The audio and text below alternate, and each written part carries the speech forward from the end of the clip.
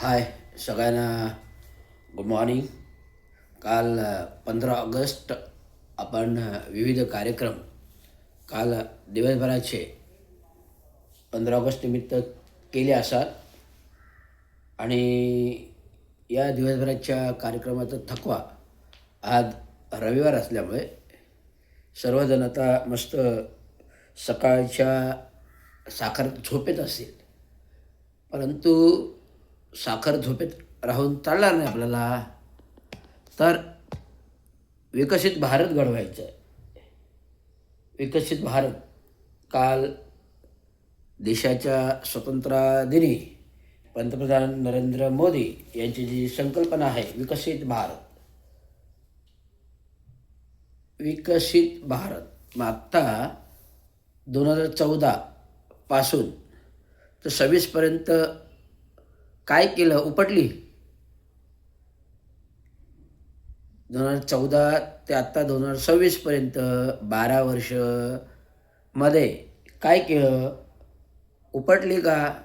विकसित भारत करण्यास तुम्हाला वेळ मिळाला नाही की देशाच्या स्वातंत्र्य दिन आणि प्रजासत्ताक दिन अशा महत्त्वाच्या दिवशी जनतेला आवाहन करायचं विकसित भारत. आता विकसित भारत म्हणजे नक्की काय. विकसित भारत म्हणजे देशातील 28 ते 29 राज्यामधील इन्फ्रास्ट्रक्चर, रस्ते विकसित करणं, इन्फ्रास्ट्रक्चर ब्रिजेस विकसित करणं, इन्फ्रास्ट्रक्चर मेट्रो विकसित करणं, इन्फ्रास्ट्रक्चर मूलभूत सुविधा विकसित करणं हे मुख्यतः विकसित भारताचे प्रिन्सिपल आहेत. परंतु देशाच्या पंतप्रधान नरेंद्र मोदी ह्यांनी जी काय विकसित भारताची संकल्पना आहे ती काय त्यांनी मांडली.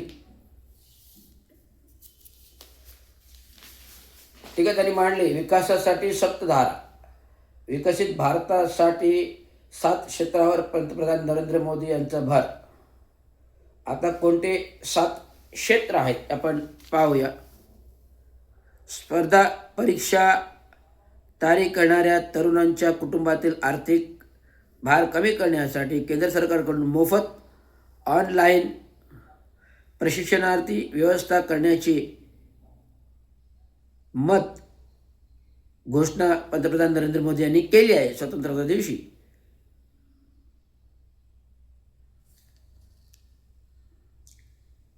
आणि एका वर्षात मोदी तरुणांना कृत्रिम प्रज्ञा AI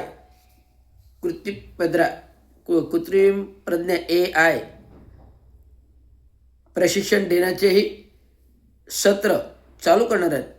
त्या अंती देशातील प्रत्येक युवा तरुण विकसित होईल, शिक्षित होईल, या सगळं धोरण जाहीर केलेलं आहे. तर नरेंद्र मोदी यांना मला एक मोलाचा सल्ला आहे की 2014 ते 2026 12 वर्ष भरपूर होत आहेत. 12 वर्ष म्हणजे एक तप. 12 वर्ष एक तपमध्ये आपण ही अघोषित सत्ता BJP मनुवादी विचाराची जी काही गाजवत आहात, मग ते साम दाम दंड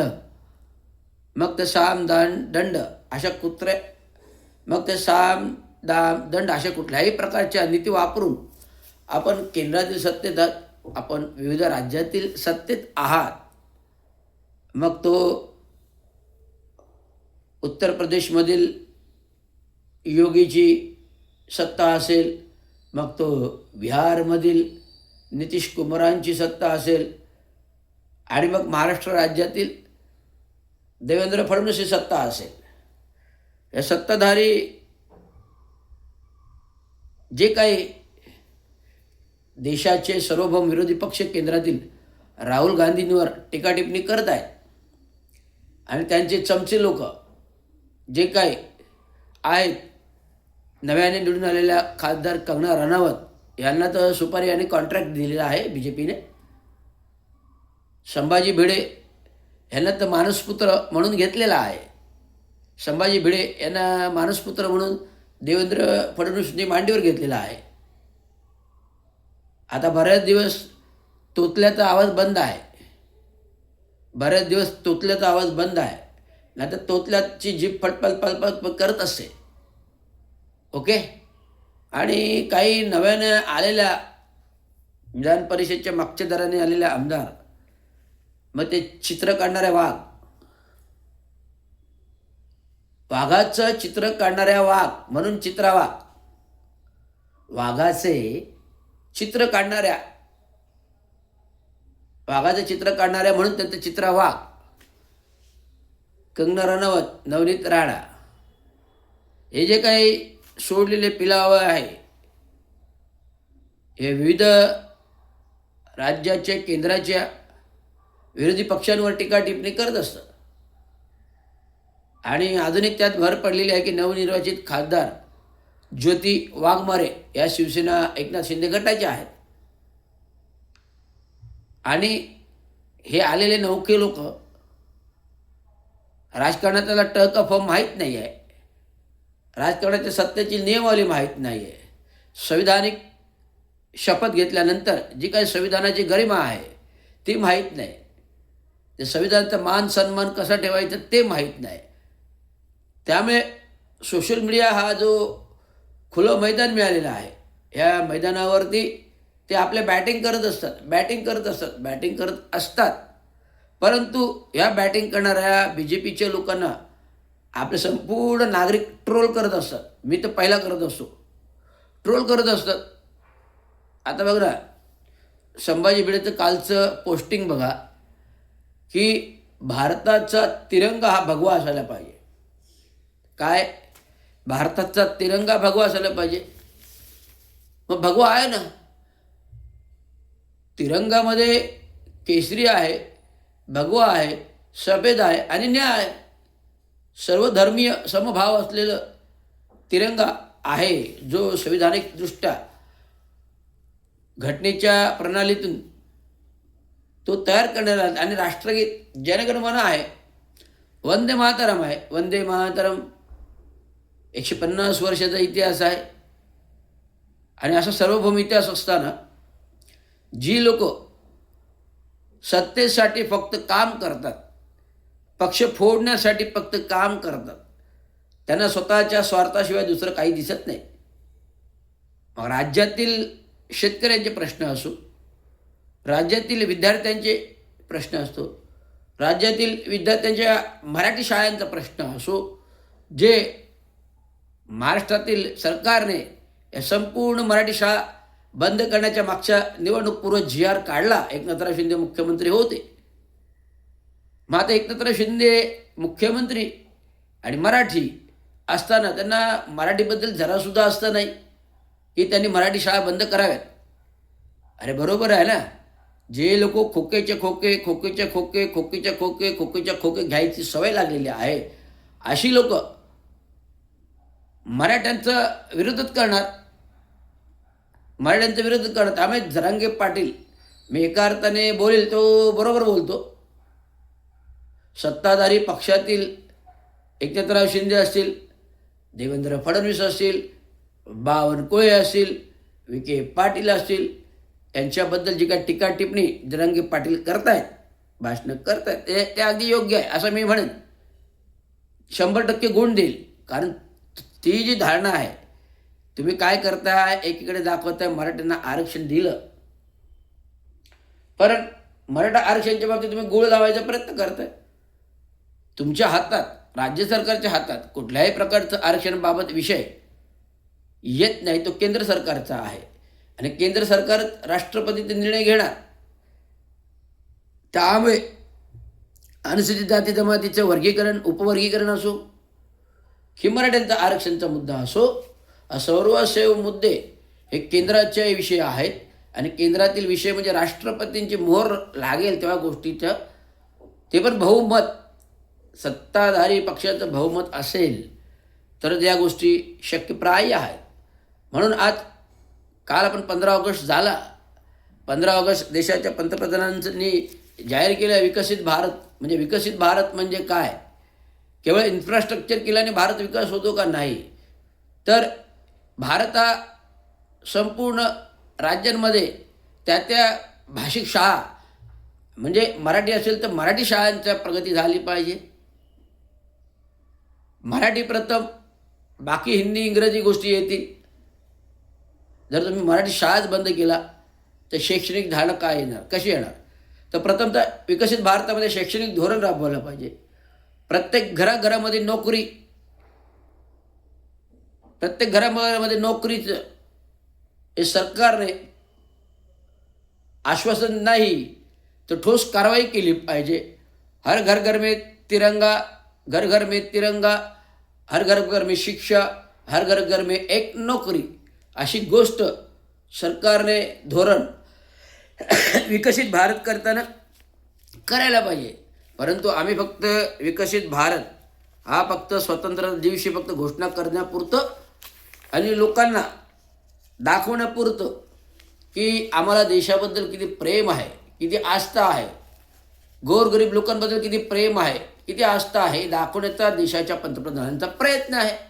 त्यामुळे विकसित भारत सप्तधारा, विकसित भारतासाठी 7 क्षेत्रांवर पंतप्रधानमंत्री नरेंद्र मोदी यांचा भर.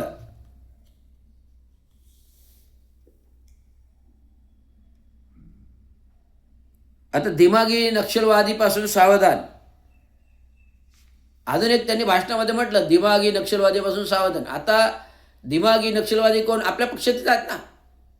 आपल्या पक्षातील भारतीय जनता पार्टीमध्येच दिमागी नक्षलवादी आहेत. त्यांच्यावर कारवाई करणार का?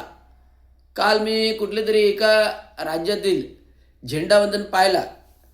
तेथील भारतीय जनता पार्टीचे कार्यकर्ते झेंडावंदन नाही तर BJPच्या झेंड्याचं होस्टिंग केलं गेलं. BJP झेंड्याचं होस्टिंग केलं होतं. यांच्यावर कारवाई काय करणार सत्ताधारी केंद्रातील लोकांनी? जो 15 ऑगस्ट हा राष्ट्रीय दिवस आहे, स्वतंत्रता दिवस आहे, राष्ट्रीय स्वतंत्रता दिवस आहे आणि तिरंगाच्या जागी BJPचं झेंडा जर फडकवला तर हा संपूर्ण 100% देशाचा मान सन्मानाचा अपमान आहे आणि तिरंग्याचाही अपमान आहे. त्यामुळे भारतीय जनता पार्टी याने विकसित भारत घडवताना आपल्या अंतर्मनात बघा, मग दुसऱ्याला बोट करून संबोधित करा. नरेंद्र मोदींना मला सांगणं आहे, आधी अंतर्मनात बघा, आधी स्वतः जाऊन आरशामध्ये उभे राहा, स्वतःकडे प्रतिबिंब पहा की आपण काय करतोय, 12 वर्षामध्ये काय केलं आणि पुढील 12 वर्ष काय करणार आहात. तुम्ही 2047पर्यंत सत्ता करणार अशी घोषणा पण करताय. आधी 2029 तर येऊ द्या, 2047 तर लांबच राहिलं. आधी 2029 तर येऊ द्या, 2047 तर लांबच राहिलं. तुम्ही जे काय निवडणुकीच्या मतदार याद्या तपासणीचं सर ही योजना लागू केलेली आहे. ही सर ही योजना ही BJP धार्जिनी आहे. BJP धारणे जी आहे, सर ही योजना BJP धार्जिनी आहे. ते म्हणजे तुम्ही प्रत्येक घराघरात जाऊन मतदार नोंदणी तिथे राहते का हे कन्फर्मेशन घेत आहे. हे कन्फर्मेशन आहे का नाही, त्यामुळे अनेक लोकांची नावं या मतदार यादीतून वगळली जाण्याची शक्यता आहे, भीती आहे. परंतु देशाचं सरकार म्हणतं की एकही नाव मतदार यादीतून वगळले जाणार नाही आणि जर बोगस असेल तर ते नावं कट होतील. परंतु एका ठिकाणी दुबार मतदार झाला नाही पाहिजे, ही सर्व भूमिका आहे. म्हणून ही योजना भारतीय जनता पार्टीने जो काय मतदार याद्याचा निवडणुकानंतर घोळ झाला, मतदार याद्यामधील मतदान चोरी, एकाच पत्त्यावरती 10 लोकांचं मतदान, एकाच पत्त्यावरती 10 लोकांचं मतदान, यासाठी ही योजना आणलेली आहे. आणि येणाऱ्या 2029 आज किती आहे, 2026 आहे, म्हणजे पुढील 3 वर्षामध्ये हे देशावर पुन्हा सत्तेत येण्याचं स्वप्न पाहत आहेत. पण आता जनता जागरूक झालेली आहे. परंतु आता जनता ही जागरूक झालेली आहे. पुढील 2029मध्ये आपकी बार रहेगा बास और बासरी, आपकी बार नहीं रहेगी मोदी सरकार, आपकी बार रहेगा मोदी सरकार. हे देशाच्या सर्व लोकांनी मनामध्ये ठाम रुजवलेलं आहे. जे यातना, मरण यातना एक एक नागरिक देशाचा भोगत आहे, 140 कोटी जनता, हे सार्वभौम देशांना आता कळालेलं आहे. त्यामुळे 2029चं स्वप्न ते 2047पर्यंत स्वप्न हे तुम्ही विसरून जा. त्यामुळे 2029ला तरी समोरे जा.